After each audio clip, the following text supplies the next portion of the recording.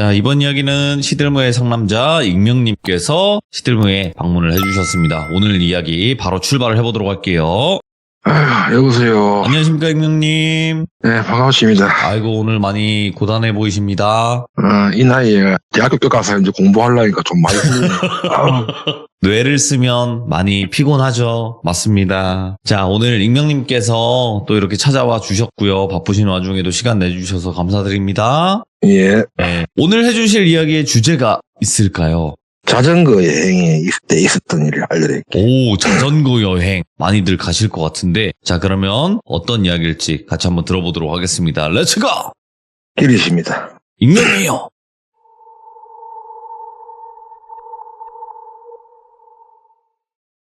때는 한 2년 전? 그때가 아마 코로나 때일 거예요, 코로나 때. 당시에는 뭐 사람들이 할 게 없잖아요. 설문을 관리해도 시간 제한 걸리고 어디 놀러 갈래 해도 또 그렇고 딱 때마침 또 잠시 백수가 됐을 때니까 제가 평소에 자전거를 로드 자전거로 부산역에서 태운데까지 하루에 왕복을 3번씩 합니다. 운동삼아. 거리가 어마무시하거든요. 그래서 제 아는 지인분이 이럴 거면 이참에 한번 여행을 가봐라. 그래, 어떤 여행요 하니까 자전거 타고 가면 된다. 아니, 내 자전거가 저 솔자말로 타고 다니던 자전거가 본래 5만원짜리입니다. 중고로 5만원 주고 샀거든요. 저는 뽕을 뽑으려는 사람이다 보니까 뿌아티까지 타는 사람이죠. 근데 이 자전거로 탔다가는 난 죽는다. 가뜩이나 지금 왕복에도 엉덩이뼈가 빠질 것 같은 느낌인데 지금 내가 먼저 죽을 것 같은데 이 자전거는 못 탄다. 그렇게 또 한 일주일간 제가 자전거를 알아봤어요. 이게 스페어 타이어도 그렇고 교체하는 방법 이런 거 다 배워야 되니까. 한 일주일간 찾는데 자전거를 제가 결국은 한 대 샀습니다. 당시에 한 75만 원 주고. 그리고 판매하시는 분이 자전거방을 하시는 분. 그래서 이분한테 교육을 다 받고 어디까지 갔느냐. 인천까지 가는 걸로. 인천까지 갔다가 찍고 다시 부산 오는 걸로. 다들 알다시피 자전거 여행을 하시게 되면은 이게 필드에서 잠을 자야 됩니다. 완전 노숙인데 이거. 노숙이죠. 노숙자죠. 완전 노숙자 되죠. 그리고 옷까지 이런 거 솔직히 가방이 많이 무거워요. 근데 저는 진짜 옷을 압축을 해서 딱 3일치만 내가 들고 갔어요. 어차피 돈은 있으니까 뭐 가면서 필요한 거 먹으면 되거든. 제가 당시에 부산에서 출발할 때가 약간 하늘이 우중충해졌어요. 이걸 가야 되나 말아야 되나. 가면 또 재밌을 것 같고 운동도 될 것이고. 근데 안 가려니까 또 좀 허무한 거예요. 그걸 들여서 75만 원짜리 샀잖아요. 제가. 교육받는다고 또 가서 내가 바까지 사면서 한 3일을 그 왔다 갔다 했는데 억울하지 않습니까? 지금은 출발을 했습니다. 오전 한 12시쯤 돼갖고 출발을 했는데 대충 제가 울산을 찍고 올라갔거든요.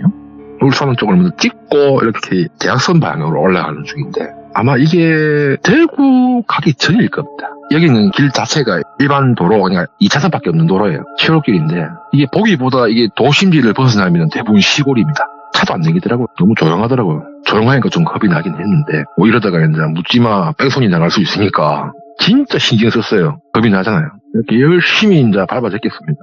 타고 가면서 바람도 쐬면서 이제 싹 가고 있는데 제가 이게 위치를 정확하게 얘기를 못하는 게 이번 이야기는 다음에도 아마 연결이 되겠지만은 출발해서 이틀째 되는 날이에요. 대구를 거치기 직전입니다. 직전인데 이게 가로등이 진짜 드물게 있어요. 뭐 헤드라이트 있으니까 밝잖아요. 그때 당시 끼고 다녔던 블랙박스가 지금도 집에 어딘가에 있을 건데 이 도로를 계속 따라가고 있는데 가로등이 있는 곳은 느낌이 그런 게 없어요. 가로등이 없는 구간을 딱 가면요 등골이 싹 섰버려요. 그러니까 뭐랄까 겁이 난다, 무섭다는 그런 감정이 생기는 거예요. 그러니까 어두우니까 그럴 수는 있어요. 허허벌판에 그 도로에 혼자만 있는 거니까 무섭잖아요. 그렇게 계속 밟아갑니다. 열심히 가고 있습니다. 가고 있는 와중에 갈림길이 생겼어요. 좌측 우측길이 있어요. 근데 표지판이 없으니까 제가 그때 당시에 네이버 지도를 열어봤으면 됐을 건데 바보같이 외지에 이렇게 혼자 나와 있는 게 오랜만이다 보니까 헷갈린 거예요. 그래 폰도 안 보고 좌측길로 갔어요. 거리상으로 봤을 때는 차로 가면 빨리 가겠다. 왜냐면 도심지가 거의 다 와갔거든요. 예. 그러니까 이게 사람이 웃긴 게 자기 눈앞에 얼마 안 되는 거리라고 생각을 하는데 실제 거리는 한 10km, 20km 됩니다. 그렇게 좌측길로 갔어요. 본래는 우측길로 갔어야 돼요. 우측길로 가야 그 조금 한 3차선짜리 이런 일반 도로, 큰 도로가 나오는 곳인데 좌측으로 가서 이제 열심히 올라가는데 와, 이 고바위가 너무 많은 거야. 오르막길. 그래도 자전거가 좋으니까 믿는 건 내 다리 힘밖에 없으니까 열심히 밟아 올라왔습니다. 헉대면서 올라가는데 갑자기 저 앞에서 남성분이 우리 길에서 손 들고 차 잡는 거 있지 않습니까? 히치하이킹? 히치하이킹. 예. 그것처럼 가로등 불빛하고 살짝 겹치는 자리입니다. 진짜 멀리서 보니까 쫄리더라고요. 이 밤중에 주위에 민가도 없는데 웬 남자가 가방을 메고 손을 이렇게 따봉 이러면서 하고 있더라고. 나는 나한테 하는 건가? 왜냐면 나는 자전거 타고 있잖아요. 뒷좌석도 없어요. 근데 거기서 굳이 그렇게 행위를 할 이유가 없지 않습니까? 뒤에 차가 오는 것도 아니고. 내가 귀가 좋아가지고 좀 멀리 있는 거라도 차 엔진 소리가 보통 들리거든요. 그렇게 조용하면. 근데 앞에서 웬 아저씨가 계속 이러고 있는 거예요. 손 들고.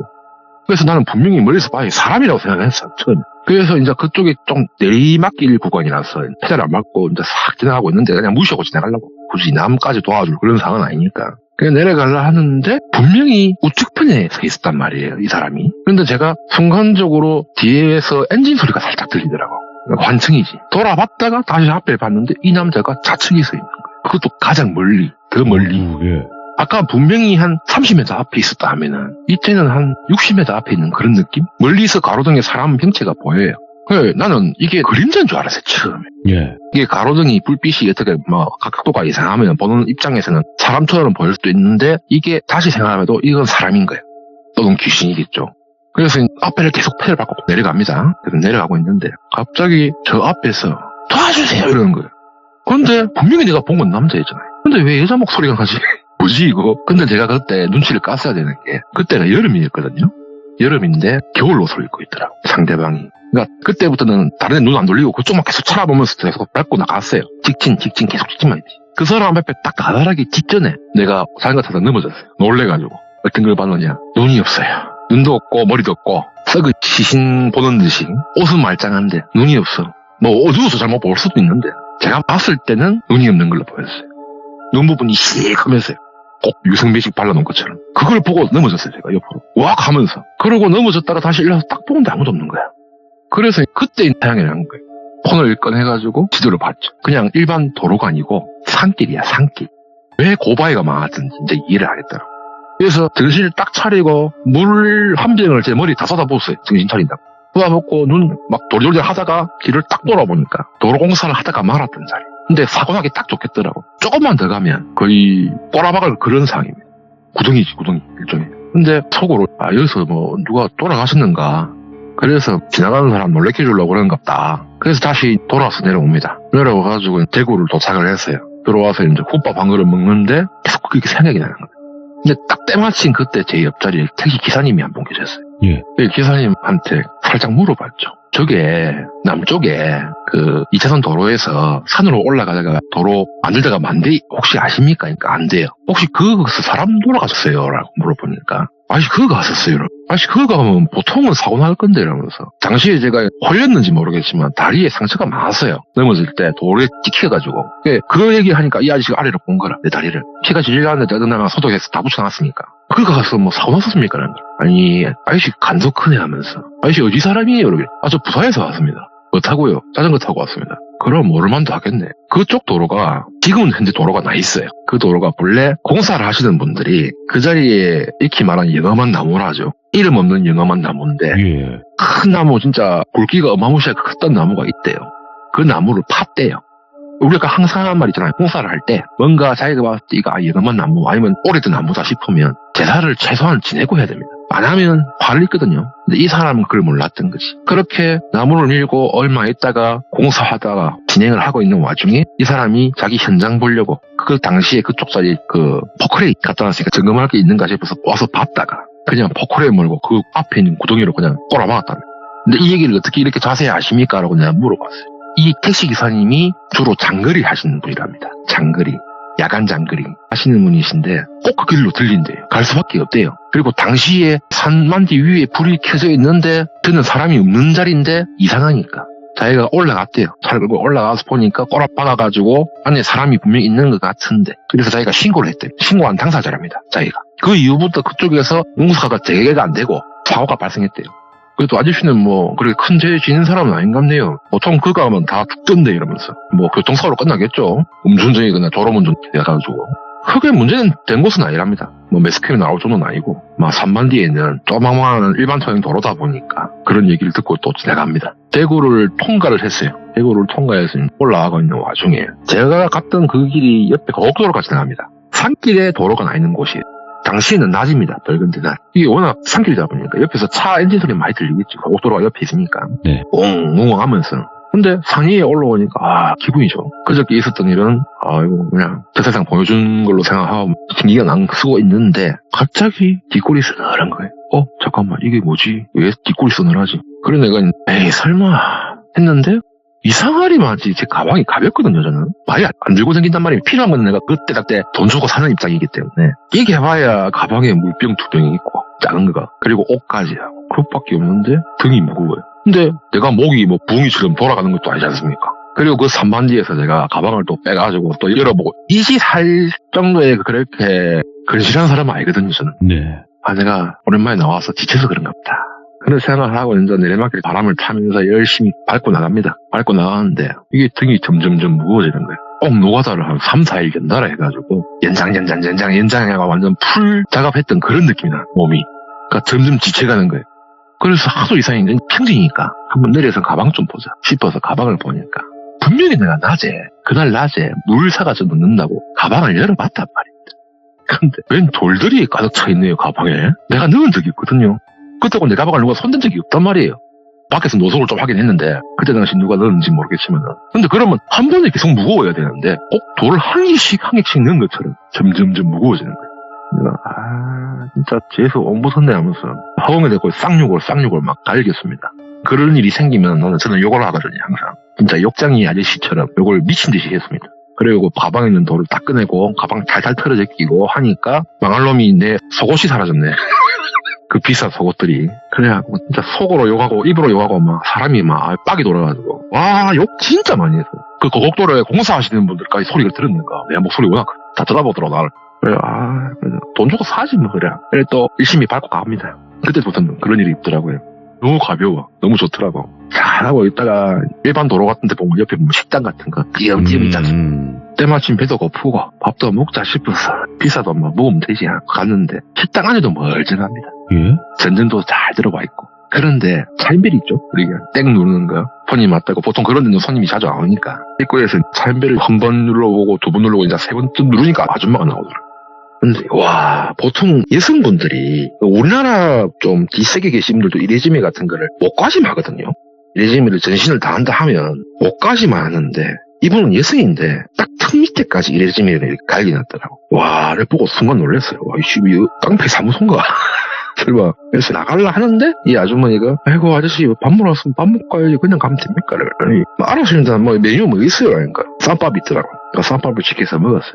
근데 문제는 여기서부터 발생을 합니다. 제가 당시에 봤을 때는 이 아줌마 목 밑에 이 그림 그리는 걸 봤을 때는 일반적인 이레지메인 줄 알았어요. 근데 이게 음식을 갖다 주고 또 리필할 때도 그렇고 가서 보게 될 거 아닙니까 제가. 근데 보통 그런 이레지메를 많이 하게 되면 그림을 많이 그리는데 이분은 목에 한자가 많아요.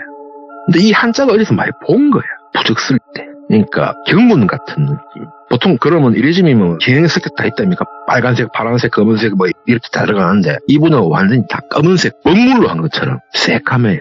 근데 얼굴은 그렇게 포하게 안 생겼는데 손이랑 그때 아줌마가 브레빠라 신고 있었는데 발이랑 이레지메로 도배가 돼 있는 거야. 부적처럼. 그러니까 이제 나는 호기심이 생기죠. 그래서 아줌마한테 제가 물어봤어요. 야 사모님 그림을 좀 많이 그리시네요. 그러니까 갑자기 딱 쏘아보는 거예요. 소리가 좀 쫄긴 쫄았어요. 쏘아보고 있는데 갑자기 눈이 싹 사그러지면서 제 밥 먹는 자리 앞에 딱 앉아요. 그러면서 잠깐만요 라면서 아저씨 지금 차 안 끌고 왔죠? 그러니까 차 이거 운전 자전거 탑니다. 그럼 소주 한잔 먹어도 돼요 하면서 한잔 안 드신 거면 괜찮겠죠. 원래 음주 운전을 안 합니다. 그러니까 말은 그렇게 하고 안 먹었어요 참고로. 그래서 제가 그 아줌마가 소주를 한잔 딱 까서 앞에 딱 앉으면서 저한테 얘기를 해요. 아저씨가 봤을 때는 길가에 이렇게 장사하는 사람 보니까 어떤 느낌 들어요? 장사도 안 되는데 여기다가 이렇게 장사를 하시니까. 참고로 그때 당시 그 쌈밥집 그 집이 밥값이 진짜 쌌었어요. 너무 저렴했어요. 낚시질 하는 거 아닐까 바가지 아닐까 이런 느낌이 좀 나긴 했는데 진짜 싸더라고. 단현금빵. 단도직입적으로 제가 솔직히 얘기해도 되겠습니까? 그러니까 얘기하세요. 기분 나쁘게 말해도 상관없어요. 그래서 제가 여성분인데 나이도 좀 있으시고 근데 몸에다가 이레지메 그렇게 지그시 그리시면 몰라요. 보통 이레지메 그리시는 분들도 손목까지 그리고 뭐 어깨까지 또는 발목까지만 보통 그리신다. 근데 아주머니는 지금 목 턱 밑에까지 그리지 않아. 얘기를 했어요. 하니까 아저씨가 봤을 때 이게 문신으로 보이는구나. 그래 얘기하더라고. 그럼 문신이 아닙니까? 아닌가. 이거요. 제가 좀 기구한 운명을 가진 것도 있고, 그리고 제가 좋아서 그린 건 아닙니다. 하는 거예요. 그래서 제가 물었죠. 그건 뭐 때문에 그러신 건데요? 자기가 본래는 금수저를 물고 태어난 집에 딸이었답니다. 진짜 돈이 많았대요. 참고로 그 지금 운영하는 가게, 그 근처 전체 산까지 싹 다 본인 거래요. 그 정도로 돈이 많대요. 도로가 있는 땅까지 본인 거랍니다. 땅을 뒤에 해준지 모르겠지만. 근데 자기가 집안 재산을 이어받았을 당시에 정상적인 가정의 삶을 살고 이렇게 했었대요. 근데 어느 순간 자기가 현재 살고 있는 이 땅을 자기 외갓집에서 받았는데 이 땅을 받자마자 가족들한테 안 좋은 일이 생긴 거예요. 남편은 조선소 현장에서 일을 하다가 돌아가시고 추락사죠. 그리고 가족들은 어디 갔다 오다가 차에 치는데 또 다 죽어버리고 자기 부모님도 한 분 남았었는데 그분도 돌아가셨대요. 그래서 이게 진짜 완전 삼재 아닙니까? 가족 삼재. 그래서 자기도 소주를 연극푸 한 4잔을 드시더라고. 그 얘기하면서. 눈실이 좀 붉어지더라고. 그래서 저한테 얘기를 하는데. 그래서 자기가 안 가본 데가 없대요. 네. 점집도 가보고, 절에도 가보고. 그래서 여러 군데를 갔는데, 우리가 익히 말하는 박예승이라고 하죠. 박예승. 또 이름 있는 박예승이랍니다. 이분이. 그분이 대구에 있대요. 그분이 그랬답니다. 땅 때문에 너희 집에 아궁이 들었다면서. 근데 그 땅을 니는 못 팔 거다. 그 땅을 벗으면 니도 죽는다. 그렇게 얘기를 들었대요, 자기는. 그래, 자기는 처음에 말도 안 되는 소리 하고 있네. 귀신을 믿어도 자기 집안 어르신들 재산이 있다가 자기가 받은 거 아닙니까? 그러면 집안 어르신 때 그런 사고가 났어야지. 이제 와서 내가 받았다 해서 생긴 거는 뭔가 문제가 있는 거 아니냐. 누가 나 조주하는 거 아니냐. 그래 얘기를 했는데 그건 아니고 아마 지금 계신 분들한테 인정을 못 받는 것 같다. 가족으로 인정을 못 받는다. 그러니까 옛날에 그렇지 않습니까? 옛날에 우리 조선시대도 그렇고 아들 우선주의잖아요. 딸한테 재산을 잘 안 줘요. 옛날 분들은. 어떻게 됐든 아들 놔가지고 아들한테 재산을 물려줄라 하지 딸한테는 안 줄라 합니다. 양반집이면 또 모르겠는데. 그래 자기가 그렇게 재산을 이어받았는데 재산을 받은 그 순간부터 다른 재산 받았을 때 문제가 없었대. 근데 현재 운영하고 있는 가게 자리를 이어받자마자 그런 사건이 생겼다. 네 그랬죠. 아니 그러면은 집안에 혹시 이거 물어볼 수 있는 어르신들 없습니까? 아니까 다 돌아가셨대요. 자기가 재산 받자마자 싹 초토화된 거지. 그렇게 한 1년, 2년 혼자 살았대. 혼자 사니까 더 이상 문제가 없을 거 아닙니까? 근데 돈은 있는데 이게 돈을 쓸 수가 없더래요. 이상하게 돈을 쓰려고 하고 뭔가 사업에 투자를 하려고 하면 말아먹더래요. 계속. 땅이 좀 많았다는데 거진 다 말아먹었답니다. 들어보니까. 그러다가 하다 안 돼서 내 혼자 운영하는 식당을 한번 만들어보자 해서 식당을 만들었대. 그때까지도 몸에 이런 거 안 그렸답니다. 식당을 만들고 장사가 잘 되더랍니다. 듬성듬성 띄엄띄엄 손님들이 오는데 손님들이 돈 좀 있는 손님들이 많이 오더래요. 그래서 자기는 나는 평생 혼자 살 팔자구나. 그래서 열심히 장사를 하셨대요. 그러다가 어느 날 스님 한 분이 지나가다가 시주하신다고 들어왔는데 스님이 그랬대요. 그러니까 이분도 불교 신자다 보니까 시주하러 오시면 많이 퍼준대요. 뭐 지나가는데 몸도 마를 건데 음료수도 드리고 막 그런답니다. 근데 이 스님은 뭔가 자기의 느낌이 달랐대. 해결사 같은 느낌. 그 이분한테 막 시주를 해주는데 갑자기 이 스님 끝에 뭐랬냐면 자네는 집안에서 인정을 못 받네. 어른들한테서 인정을 못 받아서 그 화가 밀려있던 게 인자 터진 것 뿐이라고. 그러니까 자네의 죄는 없다. 그러니까 혹시라도 이제 사업도 하고 혼자 살기 싫으면 내가 시킨 대로 해라. 근데 희한한 게 이게 몸에 그림을 그리더라도 전문가들한테 보통 받습니다. 불법으로 하면 큰일 나요. 근데 이 스님이 이걸 가라로 해주는 데를 알려줬대요.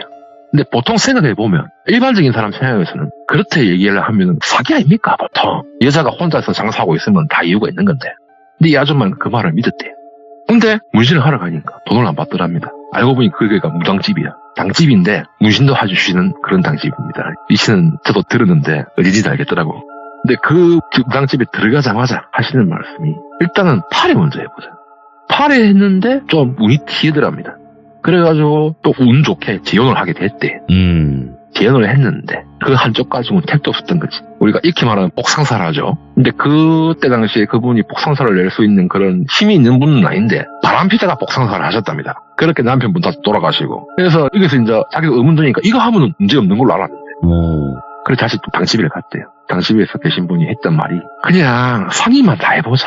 그래서 이 아주머니가 진짜 참고로 이게 그림 그릴 때 보통은 마취를 합니다만은 몰라요 무슨 의식이었는지 모르겠는데 마취는 하고 진짜로 막 바늘로 다 찝어서 했는가 봐요. 자기가 그랬어요. 그때 자기 얼굴이 늙었다. 너무 아파가지고 그게 힘들 거란 말이에요. 진짜 악발이 아니면은 그렇게 해서 상해의 무시를 다 했답니다. 다 했는데 또 이번에는 결혼은 이제 할 방향이 아니고 애를 입양을 했대요. 자기 혼자 살기 적적하니까 입양을 했는데 이 애가 10살짜리를 입양을 했는데 1년 뒤에 식당 앞에 도로가 있잖아요. 거기서 차에 치여본 거예요. 벌건 낮에. 그래서 이 아주머니가 상심이 끝겠죠. 그래가지고 다시 또 무당집을 갔대요. 무당분이 뭐랬냐면 그 땅은 그냥 놔두고 나한테 이사가라. 내가 부적 써줄 테니까 이건 도저히 안 된다. 그런데 이 현재 그 식당 주인분이 오해가 생기잖아요. 여기까지 왔는데 다음은 대시 덜하진 않을 사람일 거예요. 분명히. 결국은 하반신까지 했답니다. 다혜가 부끄럽지만은 사타구니 안에까지 싹 다 했대요. 와 했다. 남자들도 그거 못하는데 고통스러워서. 그 얘기도 와 정말 진짜 대단하네요. 그렇게 해가지고 다시 애를 입양을 또 했대요. 내 같으면 입양 안 합니다. 저래갖고 자고 나고 그래도 인간적으로. 근데 이 아줌마는 이게 외로움에 그걸 달릴 거예요. 너무 외롭고 힘들고 고통을 이겨내고 진짜 막 피눈물 흘리는 그런 상황입니다. 그래 술 드시면서 울더라고. 그래야 물어봤어. 입양해서 그럼 가는 어디 있습니까? 도시에 있다. 도시에 있고 땅은 여기 물건을 팔아서 돈을 바꿔서 새 돈으로 뽑아가지고 그 땅을 샀대요. 일종의 애견마기 한 거죠. 내가 봤을 땐 그래요. 그 무당분이 그렇게 시켜줬대요. 그렇게 하라고. 그렇게 해가지고 그 애는 그 살고 이 아주머니는 낮에만 장사한다고 나와 있고 밤에는 그 가고 그렇게 해서 이 아주머니는 그래 얘기를 하시더라고.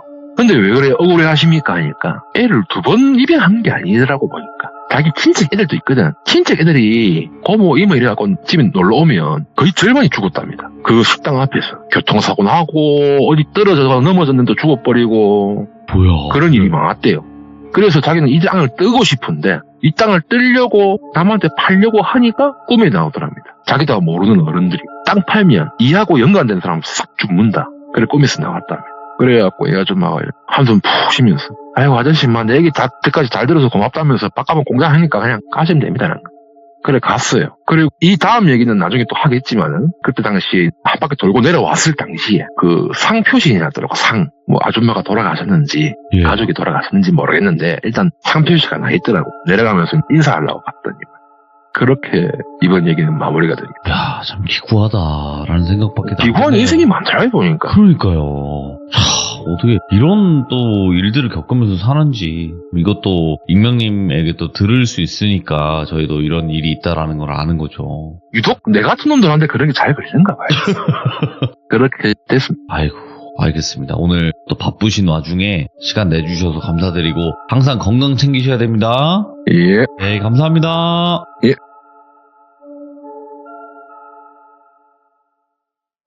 자, 안녕하십니까. 이번 이야기는 시청자 익명님께서 시들무에 찾아와 주셨습니다. 익명님의 이야기 빠르게 만나보도록 하겠습니다.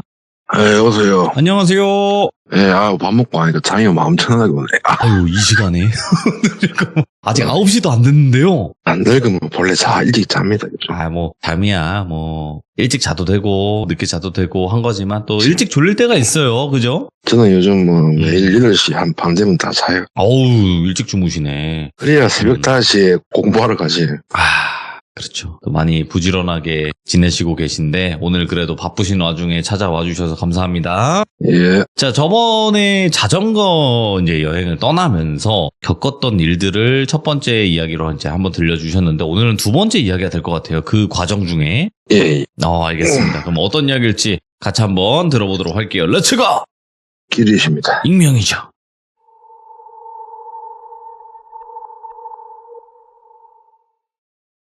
일단은 제가 그 당시에 그런 경험을 좀 겪고 또 한참 자전거를 타고 길을 떠납니다. 열심히 잘 밟고 나가다가 한 3일쯤 그때부터 계속 옆구리가 아파요.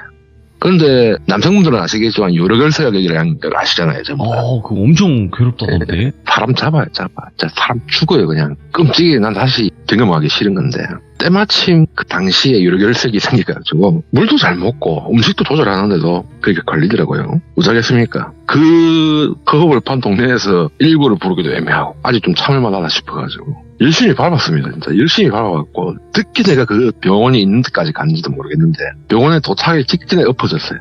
엎어져가지고 주위에 사람도 없는 상태였고 당시에 도전돼서 거기에서는 119를 불렀습니다.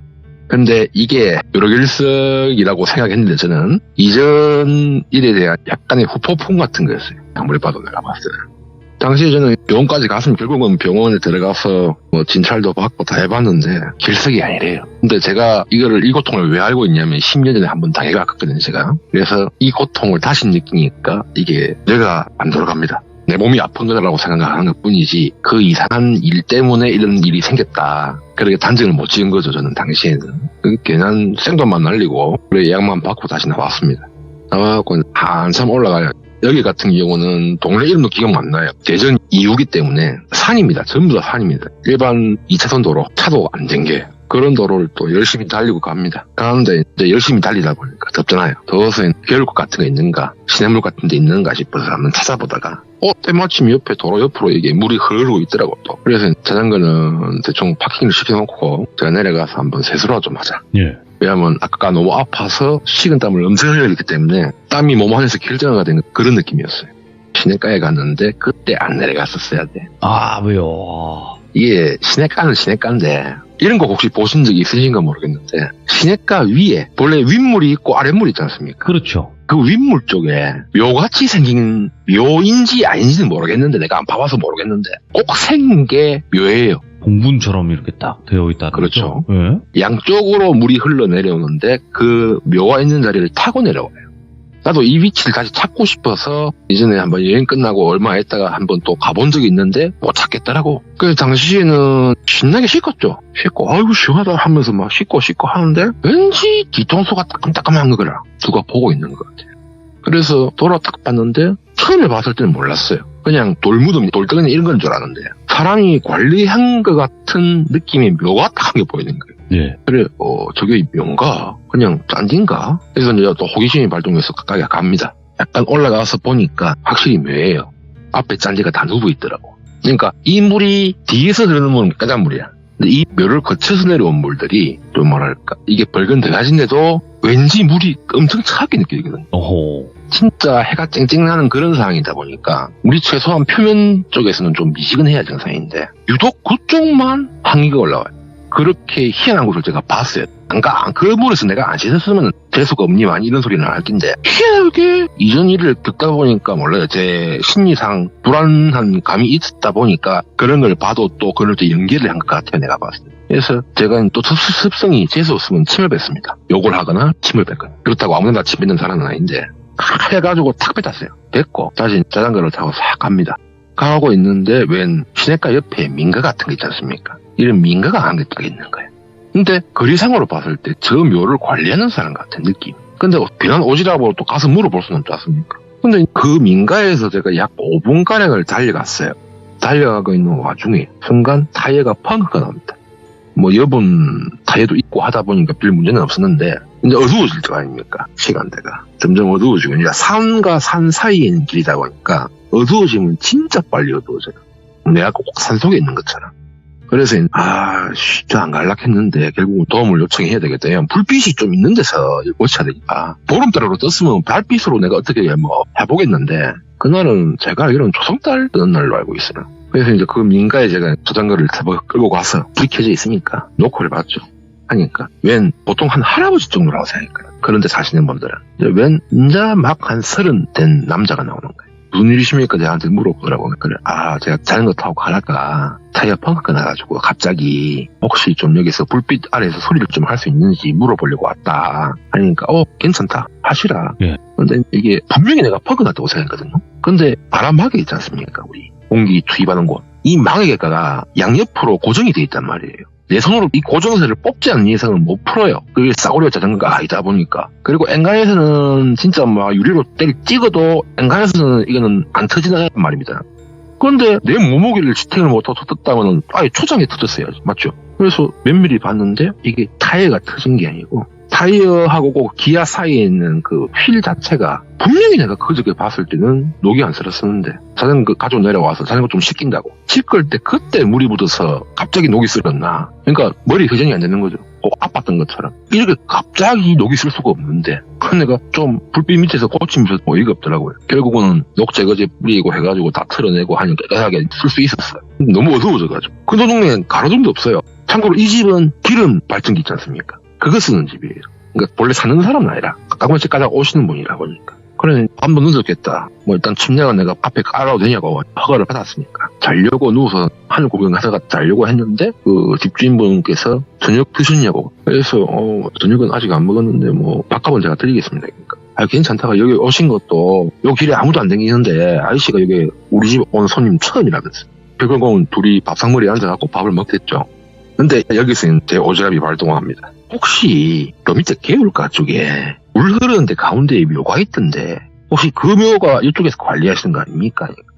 그건 어떻게 보셨어요? 이런 거예요. 아니 제가 아까 너무 더워서 그 밑에 아래쪽에 물 흐르는데 내가에서 좀 씻으려고 했는데 뒤통수 와서 따끔거려서 한번 보니까 무덤 같은 게 보이더라. 근데 무덤 앞에 잔디가 누워있길래 사람이 자주 왔다 갔다 하는 것 같더라 하니까 자기 집안 무덤 맞대요. 근데 누구 무덤이냐고 물어보려고 하는데 본인이 얘기를 하더라고. 자기 친할머니, 외가가 아니고 친가 쪽이죠. 친할머니 무덤이래요. 근데 이 집 주인도 본래 이 친할머니 거래요. 근데 할머니 같은 그런 연세 많은 분들이 이래 깊은 산속에서 이렇게 사실 수가 있냐 하니까 원래는 무당이셨답니다. 그러니까 그 근처에 마을이 있대요. 제가 못 봐서 그랬을지 모르겠는데 대략 한 30분 정도 걸어가면 마을이 있대요. 마을이 있는데 본래 이 마을에서 마을을 지켜주는 무당이랍니다. 마을을 관리하는 무당이죠, 일종의. 웬만한 시골 동네는 무당분들 한 분 계십니다. 있는 데도 있고 없는 데도 있지만 그쪽에 관리를 해주시는 무당이신데 동네에서 뭔가 사고를 한 게 잘못 쳐가지고 그러니까 점사를 잘못 빠준 거죠. 그러니까 서로 다른 점사를 알려주는 거예요. 그래가지고 문제가 생겨서 결국은 거기 동네에서 그 문전박대 당하고 쫓겨나왔답니다. 그래서 이제 여기서 사시는 거라고. 근데 할머니가 돌아가시기 3일 전에 전화를 했대. 내가 갈 때가 됐는갑다 하면서. 내 죽으면은 저 동네 싹 다 말아먹을 겐데 이 묻자야 하면서 이렇게 전화해서 하소연을 했답니다. 손자분 같은 경우는 그분 자기 할 뻔 아니죠. 자기가 사는 동네도 아니겠다. 할머니는 어차피 여기서 문전박대 나와서 쫓겨나와서 지금 여기 살겠다. 아무 문제 없지 않습니까? 그러니까 뭐 그냥 흘려 넘겼대요. 별 문제가 없으니까. 근데 할머니한테 그랬답니다. 아이고 연수도 있는데 그냥 이제 도시 넘어와서 같이 살자고. 그래 꼬셔도 안 넘어오시더래요. 무조건 자기가 여기 있어야 이 마을이 산다는 거예요. 그러니까 이 마을이 이 할머니 고향인 거예요. 사람들이 저래도 나는 내 고향을 지키던 데에서 계속 있었던 거래. 돌아가실 때 나이가 연세가 97이랬답니다. 그래서 가끔 가다가 묘 관리한다고 여기 들린대요. 그래서 여기까지는 일단 평범한 일이 아니겠습니까? 사람의 인생은 본래 기구하다 보니까 뭐 시련도 있고 실패도 있고 이런 인생이다 보니까 그래서 저는 거기서 얘기를 끊으려 했어요. 근데 이분이 또 반주가 들어가니까 말이 나오더라고. 본래라면 처음 본 사람한테 아이고 형님이라고 잘 이렇게 안 부를 낀데 뭔가 홀리듯이 나한테 아이고 연습도 좀 있으신 것 같아. 제가 형님이라 잠시 부를게 여기 계신 동안 제가 형님이라 하겠습니다 하면서 이렇게 얘기하죠. 근데 뭐 편한 대로 하십시오. 니는 존댓말 해도 나는 말 안 나올 거다. 이런 마인드로 똑같이 그대로 나도 똑같이 존댓말 해줬어요. 근데 여기서 말이 나옵니다. 왜 할머니가 그런 문전박대를 당했는지 얘기를 하는 거예요. 이 사람이. 저희 할머니가 그 동네 고향이시고 그 동네에서 신내림까지 다 했대요. 그러니까 선대 무당분이 신내림까지 다 해줬답니다. 그러니까 집안 내력이래요. 집안 내력인데 가족들은 이 할머니가 큰아들 작아들이 있을 거 아닙니까? 이분들 다 외지로 보내버리고 자기 혼자 여기 남아있겠다 해가지고 그렇게 있었대요. 어느 날 할머니한테 자기가 들은 얘기는 남자 여자 결혼을 해야 되는데 요즘 그렇지 않습니까? 이제 사주 본다 뭐 여러 가지 보잖아요. 결혼하기 전에.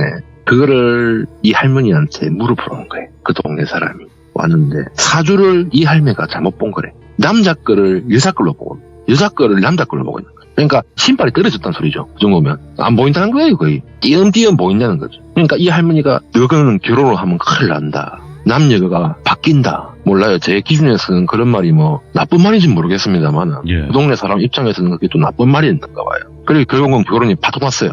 그 둘은 사랑을 하는데 솔직히 지 인생 지가 만드는 거지 남이 만들어준 거 아니지 않습니까? 그래서 나는 그냥 거기서 극복을 하고 결혼할 줄 알았는데 얘기는 아니에요. 여성분이 몰랐답니다. 1년간 지속을 하다가 몰랐고 그리고 또 한 1년간 있다가 남자가 몰랐대. 결국은 두 집안을 백살낸 거 아닙니까? 이 할머니가. 그러니까 무당들 말 한마디가 이런 동네 같으니 거의 자기 아버지가 했던 말하고 같은 거예요. 거의 동네 대빵이니까. 동네 이장조차도 못된 배트예요. 이 할머니한테. 그러니까 두 집에서 난리 난 거죠. 두 집에 다 찾아와서 이게 무슨 일이고 왜 이래 된 건지. 근데 그렇게 양갓집이 그렇게 자녀분들이 다 돌아가시는데도 그 집안이 서서히 말라 죽어가더랍니다. 그러니까 뭔가 벌은 아닌 것 같은데 일종의 마을 문지기가 실수해가지고 대형 사건 친 것 같이 얘기는 그렇게 하더라고. 자기가 봤을 때도 무언가의 힘에 의해서 두 가족 두 집안이 작살난 것 같다. 근데 우리 할머니는 끝까지 이 동네를 지키고자 했다. 이러면서 이제 소리 꼬라서 잡니다. 근데 제가 곰곰이 생각을 해봤어요. 혼란 사주 잘못 보고 이 사주를 뒤바꿔서 봤다 한들 최소한 동네 사람이니까 이름 석자, 생년월일, 시간 다 나올 거 아닙니까? 할매가 헷갈릴 수가 없거든요. 서로 생일이 틀리니까. 근데 그걸 헷갈렸다 하니까 나는 이해가 안 가는 거야. 이 할매가 치매가 왔나? 아니면 건망증인가? 아니면 뒤에 계신 신분이 마태에 갔나? 딱 그렇게 생각이 들어요. 제가 봤을 때는. 그래서 난 이 사람 자는 줄 알고 일어나려고 하는데 또 일어나고 또 토한 잔 살짝 먹더니만 마저 얘기하기 이러는 거예요. 그래서 그 이후에 할머니가 쫓겨났대요. 마을에서. 쫓겨나서 한동안 자기가 이제 이 집안 사람들이 할머니 집 갈 거 아닙니까? 명절마다. 갔는데 안 계시더래요. 그래서 동네 사람들 동네를 엎었답니다. 그 집이 좀 힘이 있는 집인가 봐 보니까. 동네를 답들이해서 막 엎었는데 동네 이장이 두 집안이 작살나서 우리가 도저히 이거는 못 볼 꼴을 본 것 같아갖고 쫓아냈다. 저 밑에 우리가 먹고 살 수 있게끔 해줬다. 그러니까 그 집안에 현재 그 남성분의 아버님 되시는 큰아들입니다. 엄청 싸웠답니다. 마을에서. 네. 그래서 그 아버님도 그 마을에 대놓고 그랬대요. 욱실 놈들 싹 다 피말라서 죽어라. 그렇게 저주 아닌 저주를 했다. 근데 무당 집안은 최소한 이게 연줄로 내려오거든요. 전부 다. 다 이게 뭐랄까 위에서는 무당, 그 대에서는 또 무당 하겠다가 또 그 옆에 때는 또 무당 이런 경우가 종종 있거든요. 근데 현재 때에 무당이 없대요. 집안에.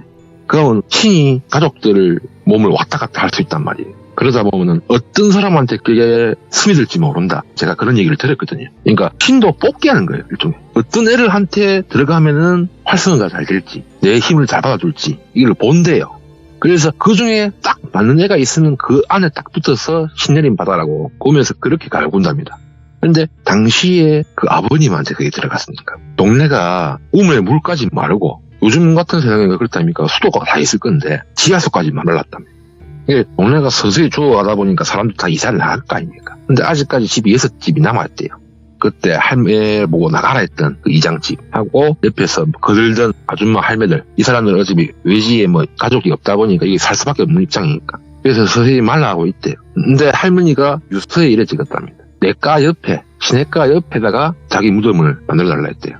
근데 그 자리는 제가 봤을 때도 전부 다 자갈이에요. 그 자리 빼고는 다 자갈이에요, 진짜.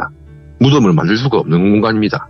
근데 솔직히 그렇지 않습니까? 내 위에 선대분이 물이 흐르는 곳에 묘를 써달라고 하면 집안 말아먹겠다는 소리거든요. 그러면 집이 기울어집니다. 보통 진짜로 이게는 거짓말이 아니고 그런 경우 나도 많이 봤어요. 수맥 흐르는 곳에다가 묘를 만들게 되면은 이상하게 집안이 개파이더라고. 미신인지 아닌지 모르겠는데.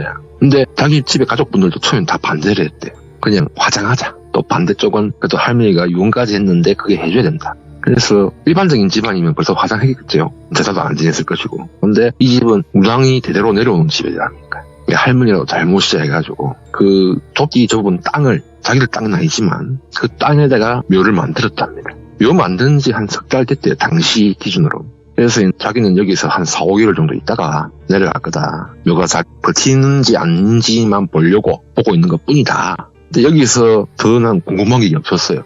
왜 묘가 저 있었는지 궁금했었습니까? 그건 뭐 알게 됐으면 끝인데. 근데 이 사람이 쓰러지면서 하는 말이 딱 한마디가 기억이 남는 게, 저 썩을 놈들 다 죽을 거다. 이러고 자쁘더라. 근데 분명히 이 남자 목소리가 아니었어요. 웬 할아버지 목소리가. 목이 좀 쉬었던 할아버지. 그래, 술 먹어서 목소리가 뱉나? 아닌가? 뭐지? 해서 저는 나와서 밖에 침낭에서 잤습니다. 자고 일어나서 저는 가야 될 거 아닙니까? 미리 간다고 얘기를 했거든요. 새벽에. 그래서 저는 자전거 타고 출발을 하는데 그 마을이 보이더라고. 한 10분가량 달리니까 마을이 보여요. 마을로 들어가는 입구가 있는데 보통 마을 입구에 마을 이름이 보통 적혀 있어야 돼요. 예. 적혀 있거나 아니면 보통 마을에서 비석 같은 걸 해놓습니다. 보통. 이 마을은 그런 게 전혀 없네요. 무슨 일 이렇게 있어야 되는데 없더라고 이 동네는. 그래서 호기심이 또 생기잖아. 그 마을을 가봤죠. 이 동네가 한 집이 총 원래는 한 14채 정도 있더라고 보니까. 근데 그 중에 절반인지 모르겠는데 하여튼 6채 빼고는 싹 다 느낌이 딱 흉가 같은 느낌이야. 그러니까 안에 사람이 살 때 있던 집들 그대로 다 있어요.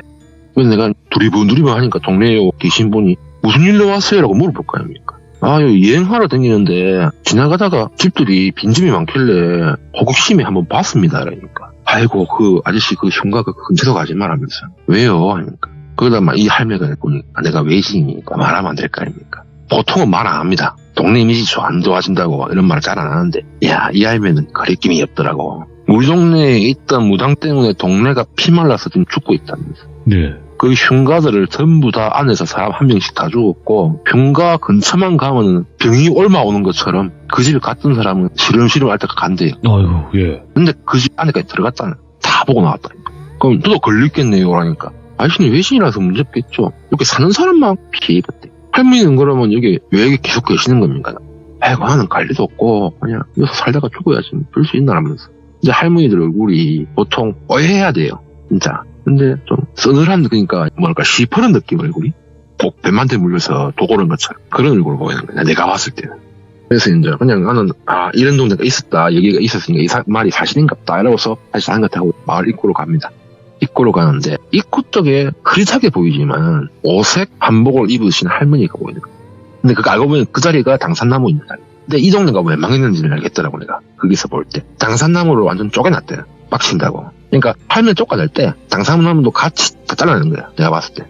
경선할 일을 경사를 못 나게 하고 점수 잘못 봐가지고 동네 사람 다 죽였다면서. 그러니까 어찌 보면은 할머니도 잘못이 있고 마을 사람도 잘못이 있는 거야.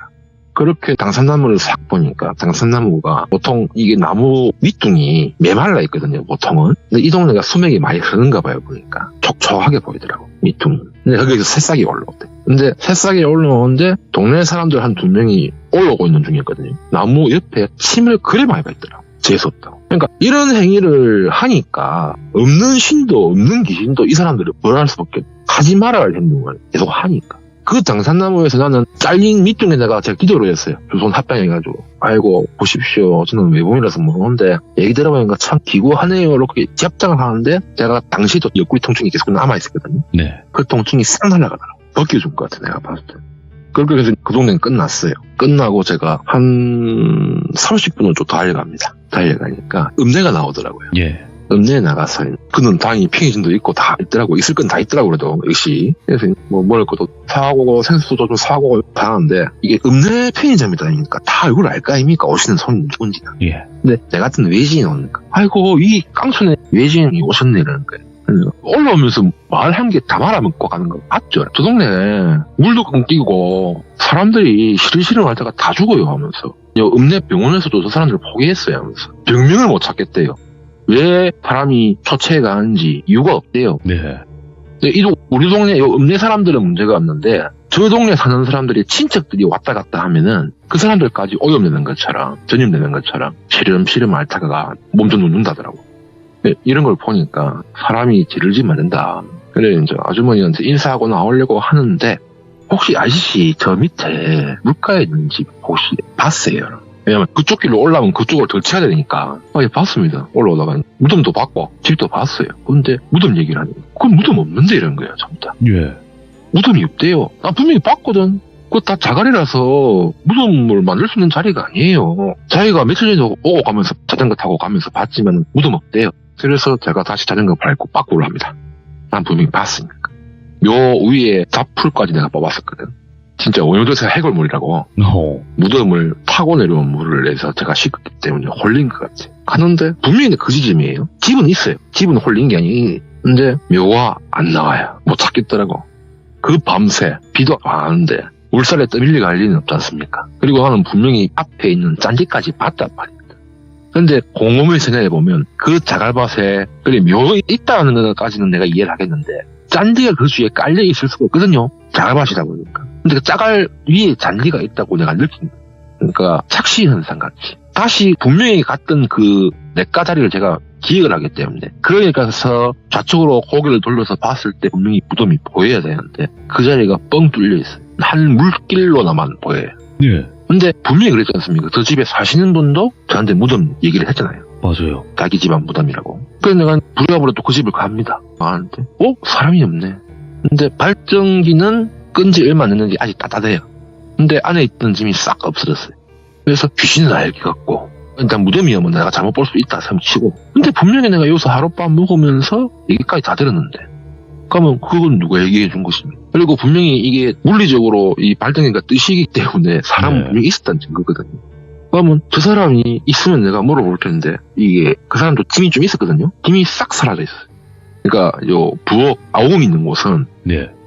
빈 그릇이 다 있는데 분명히 그 사람이 썼던 밥그릇에 먼지가 소복히 앉아요. 네. 그날 내가 그 자리 가서 밥을 먹으면 맞는데 왜냐면 밥 잘 먹고 잤으니까. 근데 그는 그릇이 딱 3개밖에 없었거든요. 근데 3개 다 먼지가 소복히 앉아있어요.